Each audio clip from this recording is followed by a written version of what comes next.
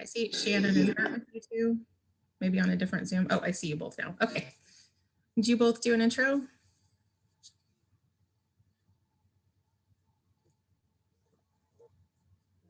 My name is Shannon.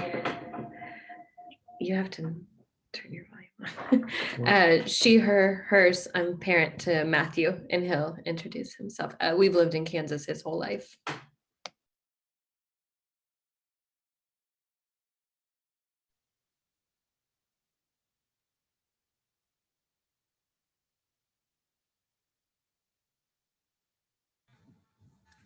I don't think we can hear you, Matthew.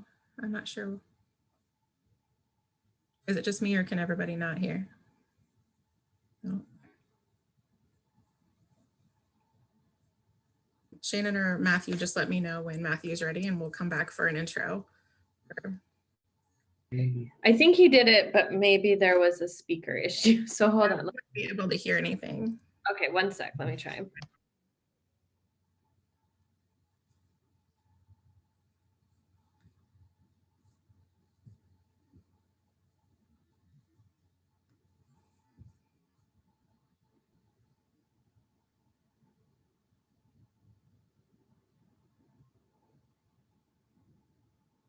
Yeah, I don't think we can hear you. We'll have him just come join my computer then. Something's going on with his and he can't. So sorry about that. Here, just come over. No problem. It's part of technology. Yeah, he was here before I was able to get off work, so we had two computers going. Okay, so I'm Matthew. My pronouns are he, him, his. I came out in 2016, I think, so it's been a while. Lived in Kansas my whole life. So 17 years, almost 18, but not quite yet. Most of the support that I've gotten it's primarily been from family. That was a big part of it at the beginning. Friends too was a part of it, but not nearly to the extent that it was for family. My family was the main supporters throughout the entirety of it, but I've had to like stop being friends with people because they or their families couldn't or weren't accepting. So I would say family is the most supportive people. Ago, who said that one of the most accepting things their parents did was bought them boxers. They identified as trans male, and it was just that simple act of like, I got boxers for Christmas, and it was amazing. So I think they could definitely relate on that for you. Matthew, did you want to add anything? Sorry, I think a big part of like my family showing support was like coming out to extended family, like grandparents and aunts and uncles and things like that. My parents kind of did that for me because they just weren't sure how they would react. And it wasn't up for debate or anything. It was like, this is what's happening. You can either accept it or we're just not going to talk to you anymore. Pretty much that's. I mean, maybe I think we're a little more diplomatic in our wording, but yes, that is how it was presented. We won't talk to you, but we're not going to tolerate. We just wanted to be a buffer in case people's first reactions were not as supportive as we knew most of them would grow to be. So yeah, we wanted to help buffer some of that, be the in-between. Great. Thank you all. So I want to move into talking about healthcare and whether that's seeing a medical doctor or mental health care. And really, I kind of have two main questions on it. So for anybody who has, and this can be for any of the panelists, tried to access gender affirming care in any way, looking for hormone blockers or hormones, or, again, just a doctor that respected your identity. That's not a just, but what challenges did you face in that? And then I'm going to go ahead and ask the second, because if you want to combine them, you can. So what challenges did you face, and what were some of the positive things that happened for you in terms of interactions or support that you got from medical providers? We can start on this one. As far as seeking out care, it was tricky. There was nobody in our actual town that felt comfortable seeing as far as like, hormone therapy and stuff. So we had to ask around, but there were providers. A place we went to for a long time and we're okay with had a lot of turnover in providers. So it never felt super consistent. When we finally found a place that was truly geared towards LGBTQ healthcare, they then informed us that some of the healthcare we had been given was not best practice as far as hormone therapy. So we're always learning new things, and it did take a while to find the right place. Our regular doctor was fantastic. When he did start hormones, I called and asked because they didn't feel comfortable prescribing because they just weren't educated enough in it. But then they did say, absolutely come in when it's time to do his first shot and we'll show you how to do it. And they gave him what we call his little trans care kit, which was a sharps bucket and a whole bunch of needles and tons of Band-Aids and alcohol wipes. And she showed us how to do it and said, if you're not comfortable next time, come in again and we'll show you again. And they're always just loading us up and have been really fantastic about supporting us, even though they're not his, doctor that he goes to for specifically trans care. So that was awesome. Is there anything you want to add or change? No, I don't think so. I think you pretty much explained it. Okay.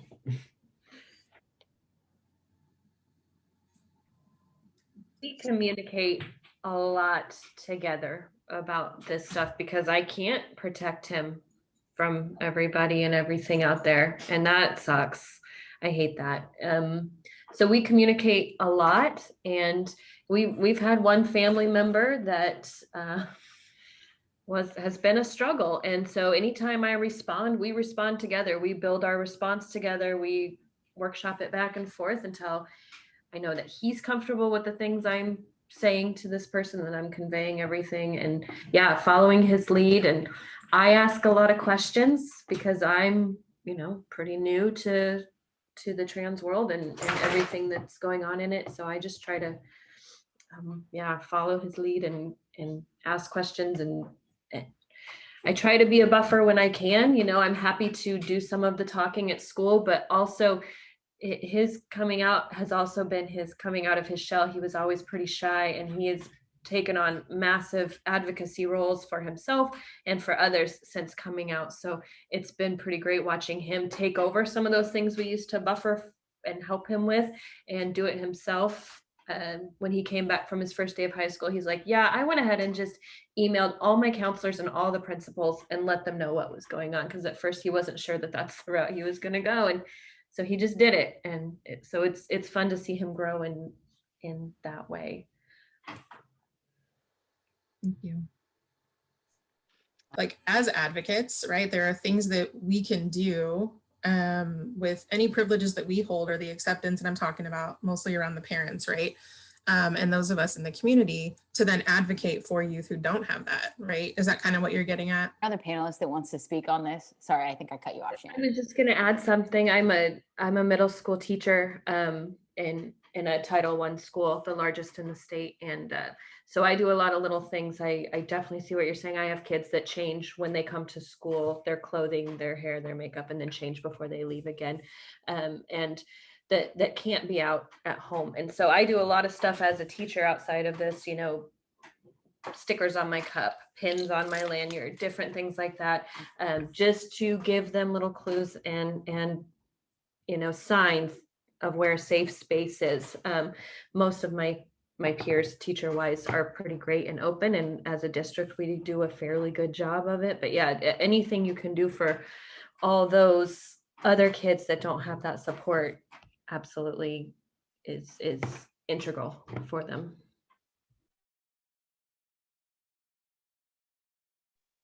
Did you get a chance to reference that?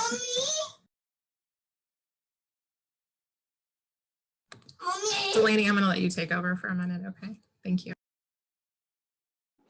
I think the next question we want to ask is just sort of anyone on the panel that wants to speak to this would be welcome to. But if you could change one thing to improve or promote gender affirming healthcare in Kansas, what would that be?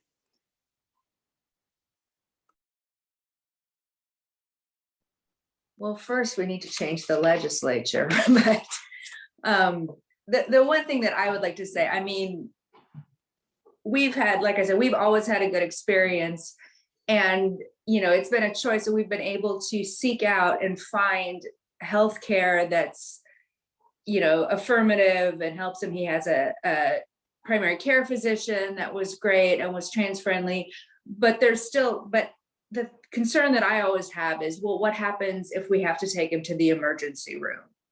It would be nice to know that everybody, all healthcare workers, are trained to understand and accept trans patients. And that's where I get nervous.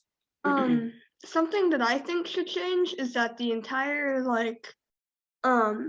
process should be a bit more affordable, because the entire transitioning process is super costly and kind of turns you away from wanting to do it, even though it would make you feel safer in your own body. I agree with you. I worry about in the future, if you don't have any health insurance, I mean, you need the hormones regularly all the time, and you start having to pay out of pocket for everything, and that gets really, really difficult. And the ability to access healthcare. I mean, I know it's not just for transgender people that have this complication, it's our system overall, but it is a big factor, and something I worry about for the future. We were able to find a youth group in the big city that's near us that had a dedicated night for LGBTQ youth. So the kids would go there and spend 3-4 hours once a week, and they had adults there that they really just hung out and enjoyed each other's company, which was great. But they also, sometimes people from GLSEN would come in and talk or do little things like that. But most of the time they just ate together and played games and had community together, which was great for them. And then when I had questions, I could ask some of the adults there, which helped at first. After that, we started kind of, I don't know, TikTok's a great resource. We get a lot of information from people on TikTok and the internet. And then once we kind of went through this, people that we knew in our community would reach out to us. We've had many get-togethers with people that we know, somewhat socially, but aren't very close to, whose children are transitioning. And so we go together and go to a coffee house and sit and talk for hours, and they ask questions. And so finding other people that have been on the journey that are willing to open up and talk, and being willing to be those people for others has been a really great resource in our community. Here comes my kiddo. That is really powerful.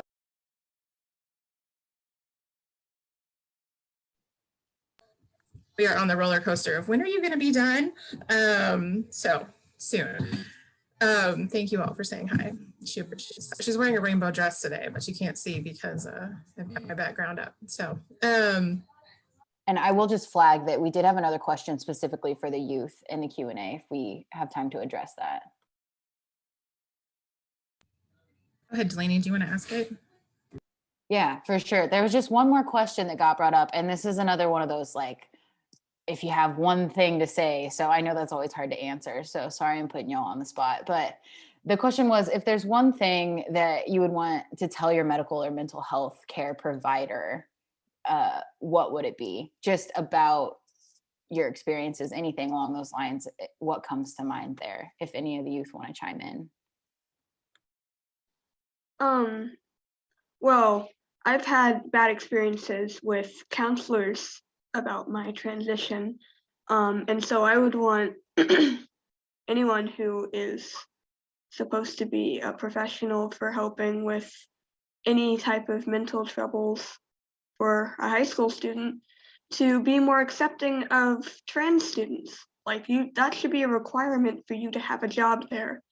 Or just LGBTQ students in general.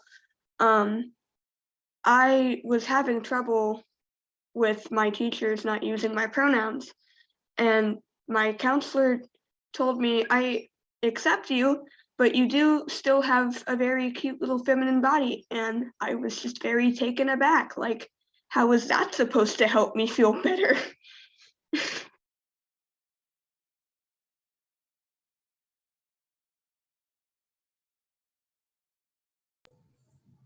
Atlas, I want to name the collective outrage I see just in the few faces that I can see that happened. And so I'm sorry that happened to you. It's inappropriate at best and just really wrong. So I'm sorry that happened. I told her she could say hi since y'all keep saying hi to her in the chat. So do you want to wave and say hi? It's your biggest audience yet. No, we're only gonna be doing. This has been wonderful. I want to make sure that all of the panelists are seeing the comments and how much people are really, really appreciating. And like, oh my goodness. I'll hop in and just echo what Megan was trying to say there. Just make sure that the panelists all, you know, everyone is so appreciative of you coming on today and sharing your truth. And just, I think that a lot of folks are really inspired by your presence here today. So thank you again for that. Thank you, Jelani, for knowing how to finish my sentences. As a former high school teacher, I'd like to say thank you so much for your bravery to come on today and speak about this. I'm sure this was not easy. So thank you, thank you. It is very helpful to all of us that we can continue to learn and grow. To the parents, you rock. You are a rock in your child's life. So thank you very much.